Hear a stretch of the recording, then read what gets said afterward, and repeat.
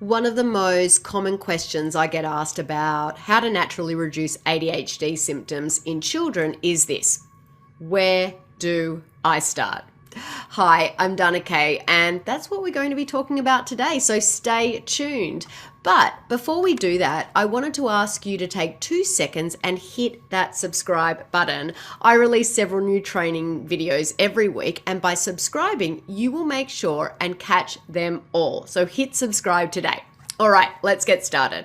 Like I said, my name is Dana Kay, and I'm the creator of the ADHD Thrive Method for Kids, a program that helps kids with ADHD reduce their symptoms naturally. Today, we're going to talk about where to begin with natural ADHD symptom reduction. I remember wondering about this years ago when my son was first diagnosed with ADHD. You see, I'm not just a board-certified holistic health practitioner focusing on ADHD. I'm also a mum of a child with ADHD, so I totally get it. I know how hard it can be and how overwhelming it can be. And it can feel. There's just so much information out there telling us what we should do or what we shouldn't do. I get it. It's tough to shift through everything. And that's why I wanted to hop on here today with a clear, concise guide to help you know exactly where to start in fighting ADHD symptoms naturally. Are you guys ready? Let's get started. Step number 1, remove gluten, dairy, and soy from your family's diet. The first step in any healing journey is to remove foods that cause inflammation in the body. So that is gluten, dairy, and soy. If you want to know more about these foods and why they're so bad for children with ADHD, check out some of the other videos here on my YouTube channel, where I share lots and lots of information on this actual topic and other topics as well. Now, these highly inflammatory substances can lead to an autoimmune response and increased intestinal permeability, which is known as leaky gut. Now, while this leaky gut condition is only temporary for most individuals to begin with, once they cross the threshold where the immune system starts to produce antibodies against these substances, they are then considered to have a gluten, dairy, and soy sensitivity. Now, kids with ADHD are more likely to have compromised immune systems, so the effects of these substances tend to have a great effect on the whole body. Hope this is making sense so far. If anything I'm saying is unclear, pop your questions into the comments below so I can clarify further. Okay, moving on to step number 2. Step 2, eat a balanced, whole food diet that is rich in micronutrients.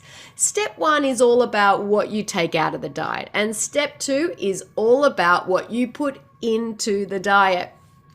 You want to eat a diet rich in whole, nutritious, fresh fruits and vegetables, gluten-free whole grains unless you're grain-free as well, grass-fed animal proteins such as meat, poultry, seafood, eggs, and also plenty of healthy fats such as avocado, coconut, and olive oils.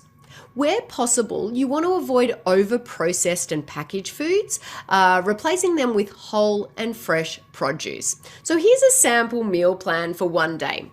Breakfast, maybe a smoothie, 2 boiled eggs, and gluten-free toast. Lunch could be peanut butter topped rice cakes, beef stick or nitrate-free lunch meat, veggie sticks, and coconut yogurt. Dinner may be grilled chicken breast, roast potato chunks, a side salad, and a treat could be dairy-free sorbet topped with fruit, chia seeds, and nuts. So moving on to step 3. Step 3 is consider functional lab testing.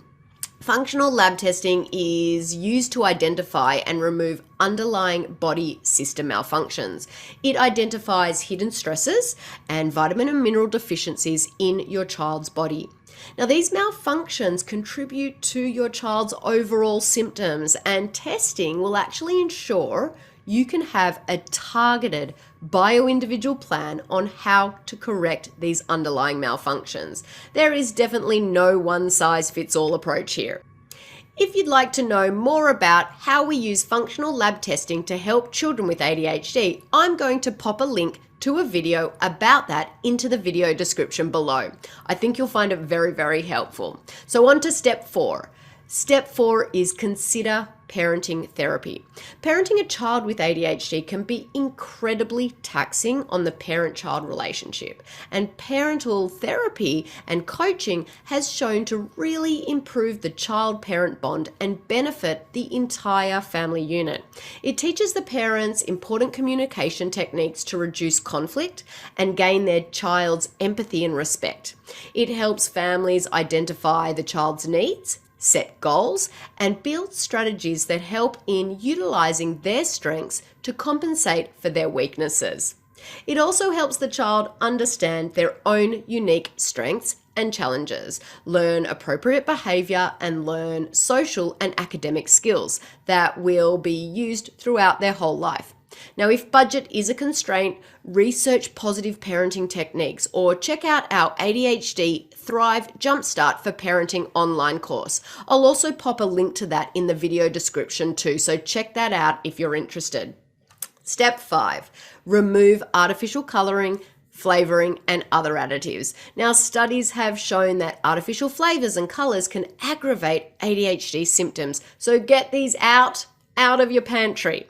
Countries such as those included in the European Union actually require that foods containing certain food color additives include a statement on the label that this color may have an adverse effect on activity and attention in children. Nonetheless, you would be amazed by how many foods contain artificial flavors and colors here in the USA. Go on a treasure hunt through your pantry to look at the package labels. Remove anything that has artificial colors like blue number 1, blue number 2, red 2, green 3, red 3, red 40, yellow 5, yellow 6, anything that says artificial flavors and other additives. Now, step number 6 is ensure your child has adequate outdoor time. The last, but definitely not the least, of the natural remedies is to exercise regularly. Exercise and regular time outdoors is a critical piece of the natural ADHD puzzle. Now, I hope these tips have been super helpful, and remember, I am here to help if you need any additional support. I'm going to pop those 2 links into the comments below, so give those a look and let me know if you need any additional support. And remember, if you haven't yet subscribed to my channel, do that right now so you don't miss out on any additional training videos. Bye for now.